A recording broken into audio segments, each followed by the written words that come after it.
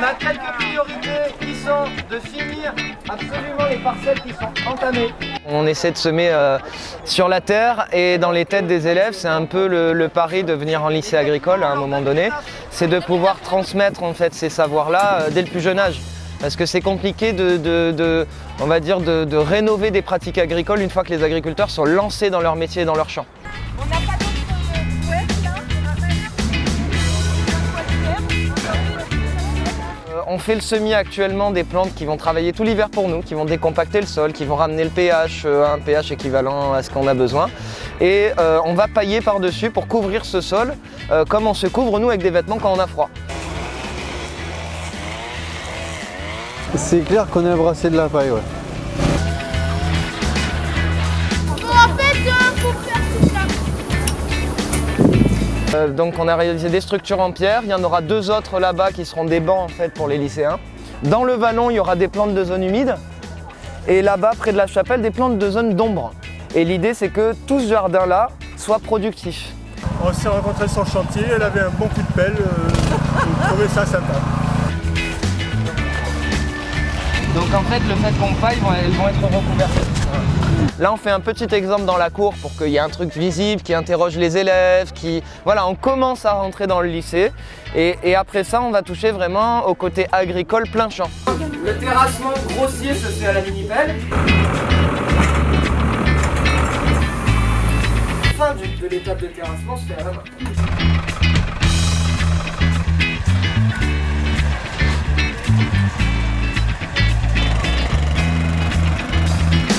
300 variétés de plantes dans cette petite parcelle.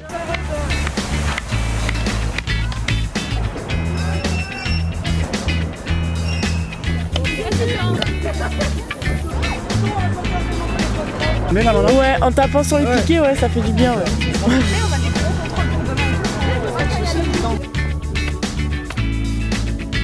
Et avec le lycée, on va aussi normalement lancer un espace d'expérimentation sur la régénération des sols avec des protocoles de recherche pour voir ce qui régénère ici, en tout cas dans nos sols, le plus rapidement la biologie.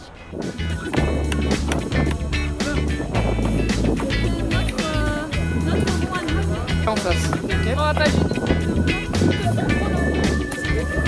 À un moment donné, on crée avec la nature un sol qui est différent de ce qu'elle est capable de créer elle, pour la rendre hyper productive en un petit endroit, c'est-à-dire l'agriculture qu'on appelle un peu bio-intensive. On mettrait quelques rondins pour qu'on puisse s'asseoir.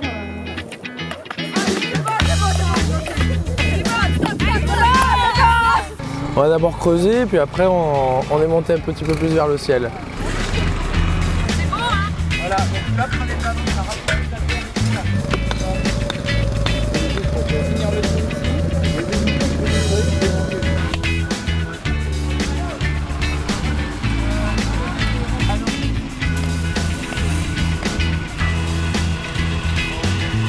Je sais pas, on fouille un petit peu, tu devrais en avoir. Donc le semis à la volée, le geste c'est ça.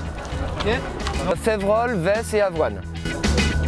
Ça a bougé hein Malika hein. Comme pour les poules. Et une fois qu'on fait le semis, après on fait les paillages. On va s'apporter à 6, on va porter les bottes de paille.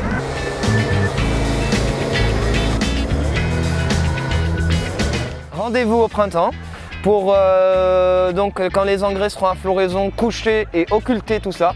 Donc occulter soit avec des matières organiques, soit avec de la bâche pendant 1 mois. Et ensuite, et arroser en même temps. Ça va permettre une dégradation beaucoup plus accélérée des couverts végétaux qu'on aura mis sans devoir les détruire. Et une fois qu'on aura fait ça, 1 mois plus tard, on vient faire le chantier plantation herbacée. Ce sera qu'à l'hiver suivant qu'on pourra planter nos ligneuses et nos arborées, notre couverture arborée. Tout est spirituel, hein. Une fois qu'on touche la terre, on est en connexion avec l'univers, la nature, le divin et tout ce qu'on veut. Après, c'est l'intention qu'on y met derrière.